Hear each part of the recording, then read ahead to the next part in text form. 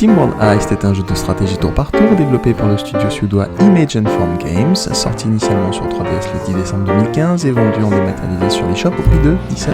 Des versions HD sortiront courant 2016 sur PC, Mac, Linux, PS4, PS Vita, Xbox One, Wii U et iOS, ce qui vous laisse peu d'excuses si vous passez à côté. Le jeu est pour le moment intégralement en anglais, mais il me semble que les traductions sont déjà prévues. N'y ayant joué que sur 3DS, c'est sur cette version que se donnera ma critique. Je reviendrai plus tard sur les particularités du support, mais pour l'essentiel du jeu, mes commentaires devraient pouvoir s'appliquer aux versions HD. Le jeu récent d'Image & Form partage un même univers, mais les développeurs semblent prendre plaisir à changer de type de jeu à chaque fois, ce qui pourrait conduire à non maîtriser finalement le code. Pourtant, ils réinventent et rafraîchissent des mécaniques de jeu éprouvées, sans prétention, tout en les rendant rapidement accessibles. Dans le jeu précédent, SteamWorld Dig empruntait beaucoup à Metroid et à Dig Dug pour construire une mécanique imparfaite certes, mais relativement efficace et plaisante. Avec SteamWorld Heist, la qualité est, comme nous allons voir, un cran au-dessus. Ainsi, après le Tower Defense et l'exploration, il s'attaque à la stratégie de produit. L'univers du jeu s'inscrit dans le style steampunk en l'assumant totalement. Les protagonistes sont des robots qui fonctionnent à la vapeur. La ressource principale du jeu est bien sûr l'eau qui fournit l'énergie à toute leur technologie et sert de monnaie d'échange. L'autre aspect de cet univers, c'est qu'il s'agit d'un Far West fantasmé et rétrofuturiste se déroulant dans l'espace.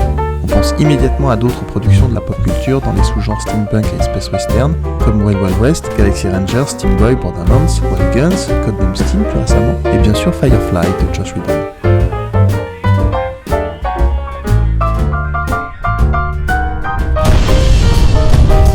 Après que la Terre a volé en éclats, les robots vivent dans des vaisseaux typiques du genre, évidemment rouillés et embrumés. On trouve également tout ce qui fait un space western, des fermiers, des contrebandiers, des bandits, des saloons, du marché noir, des cowboys. Le joueur sera amené à affronter plusieurs factions au cours de 3 chapitres et quelques dizaines de missions. Piper, l'héroïne du jeu, capitaine d'un vieux vaisseau et à la tête d'un petit équipage de contrebandiers, se retrouve à lutter contre l'injustice locale, puis sera prise dans l'engrenage d'une aventure à la portée bien plus grande qui réserve de belles rencontres et quelques surprises. L'histoire du jeu n'est ni profonde ni originale, même si elle vient avec sa jolie galerie de personnages attachants, de la redneck au caractère bouillant, à l'haltérophile de cirque qui rêve de devenir danseur de ballet. On rencontre une dizaine de personnages jouables, chacun avec sa personnalité, ses caractéristiques au combat et son arme de compétence. Il n'était clairement pas dans les ambitions des développeurs de faire du scénario le nerf du jeu, mais son ambiance et son humour subtil compensent largement la légèreté de l'histoire. Côté graphisme, eh bien c'est coloré, drôle, richement animé et plutôt inspiré.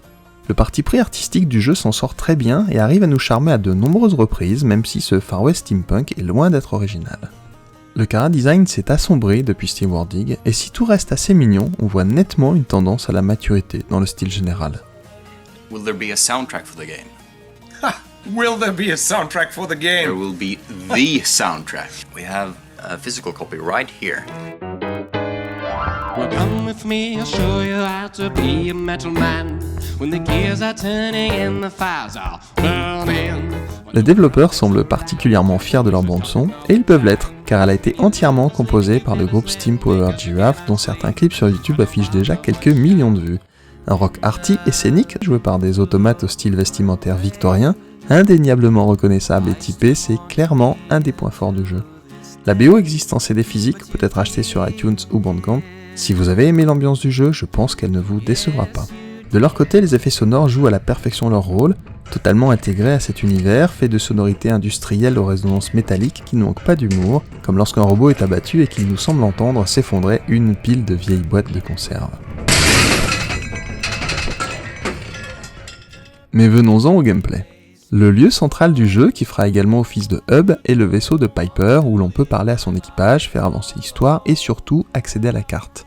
C'est là qu'on choisit sa destination, en général un vaisseau à aborder dans lequel on doit combattre et remplir des objectifs de mission. Lorsqu'on a sélectionné sa destination, s'ouvre alors un écran de préparation où l'on peut choisir les membres de son équipe parmi tous nos compagnons en prenant en compte les statistiques et les capacités de chacun, puis l'équipement emporté. En général, l'équipe d'abordage est composée de 2 ou 3 personnes, mais il arrive qu'on monte jusqu'à 4 pour les missions les plus importantes. D'abord les armes. Chaque personnage a sa propre spécialité et ne peut manipuler qu'une à 2 classes d'armes parmi les 4 disponibles, à savoir les armes de poing pour la mi-distance, les armes d'assaut efficaces à courte portée, les armes lourdes pour les dégâts de zone mais dangereuses à cause du friendly fire, et enfin les armes de précision à longue portée équipées de lasers de guidage qui permettent de tenter des headshots et des ricochets improbables, et qui s'avèrent vraiment très fun à manier. Chaque combattant dispose également de 2 emplacements pour emporter des pièces d'équipement supplémentaires d'usages nombreux et variés, qui vont de la trousse de soins à la grenade en passant par des bonus de points de vie ou des dégâts au corps à corps. On récupère de nombreux items de ce genre au cours de l'aventure qui permettent de varier l'expérience de jeu en combat. Enfin, on peut choisir un chapeau pour les personnages, élément essentiellement esthétique qui se récupère en combat ou qui s'achète en magasin et qui change légèrement l'apparence des protagonistes, parfois avec humour, à destiner cependant de préférence aux esprits collectionneurs. Une fois qu'on a pris connaissance de nos ordres de mission et qu'on a préparé son équipe, vient l'heure du combat à proprement parler. On embarque alors à bord d'un vaisseau rempli d'ennemis à oxyre et de butin à collecter. Les vaisseaux explorés sont générés de façon procédurale, ce qui donne à chaque visite un petit goût de nouveauté et rend les phases de farming et de leveling moins monotones, bien qu'elles soient de toute façon totalement facultatives. Le jeu passe alors en tour par tour. À chaque tour, on peut déplacer nos personnages et les faire attaquer ou utiliser une compétence. Le système est assez classique des jeux tactiques à la différence près que la vue est de profil. Cette originalité aurait pu s'avérer problématique en jeu, mais l'environnement alterne plancher solide et poutrelles traversables, ce qui permet de jouer sur les lignes de tir et les ricochets. Comme pour beaucoup de jeux tactiques modernes, à chaque tour les personnages peuvent se déplacer de quelques cases et tirer, ou alors se déplacer plus loin mais passer leur tour d'action. La prise en main des déplacements est assez rapide, malgré la verticalité des espaces vus de profil. On comprend aisément l'usage des échelles, des écoutilles et du système de couverture particulièrement simple et ingénieux. Vous pourrez effectivement vous mettre à l'abri derrière des caisses, des barils et même derrière des éléments escamotables. Une fois en place, il s'agit de dégainer et viser les ennemis. Les lignes de tir sont entièrement gérées par le joueur. Pas de hasard, pas de pourcentage de réussite. C'est votre seule capacité à viser, à prendre en compte le vacillement de l'arme et les éventuels ricochets qui détermineront le succès d'un tir. Par ailleurs, tous vos compagnons peuvent se battre également au corps à corps, même si certains d'entre eux se révéleront plus efficaces que d'autres dans cet exercice. En plus des attaques classiques, chaque équipier possède des compétences qu'il peut activer en cours de combat et qui demandent quelques tours pour se recharger ou utiliser des objets emportés dans son équipement. Pour venir à bout de la mission, il vous faudra prendre en compte les points forts de vos personnages et utiliser intelligemment leurs aptitudes passives et actives. Le système de combat est finalement simple, mais particulièrement efficace et procure de belles sensations sans jamais frustrer le joueur. La chance entre très peu en ligne de compte dans la réussite des attaques, le joueur maîtrise réellement l'issue des combats, c'est à mon avis la véritable réussite du jeu. Les niveaux sont parsemés de butins à collecter.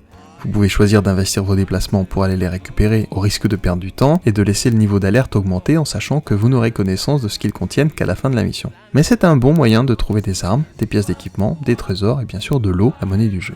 Il y a un système de loot qui encourage largement la recherche de trésors et les retours répétés en mission, car on peut trouver des armes rares ou des pièces d'équipement exceptionnelles.